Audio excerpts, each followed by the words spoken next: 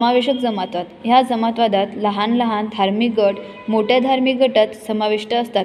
उदाहरणार्थ, अनुसूचित जमाती जैन, शीख, बौद्ध हे हिंदू असून त्यांचा अंतर्भाव हिंदू मॅरेज ॲक्ट 1955 चा अंतर्गत होता. एकच वैयक्तिक कायदा त्यांना लागू होता, म्हणून जैन, शीख, बौद्ध हे सर्वजण हिंदू धर्माच्या अंतर्गत येतात आणि हिंदू श्रद्धा व भावना यांना मानतात. नंबर 2. कल्याणकारी जमातवाद. कल्याणकारी जमातवादाचा भर आपल्या समाजाच्या कल्याणाकडे असतो. शिक्षण प्रसार, शिष्यवृत्त्या, उच्च शिक्षणासाठी आर्थिक मदत, विवाहासाठी मदत, कौशल्य विकास, निवासनाच्या सोयी यासाठी एखादा समाज प्रयत्न करतो. धर्मांदाज संस्था किंवा संघटनाच्या माध्यमातून हे कार्य केले जातात. नंबर 3.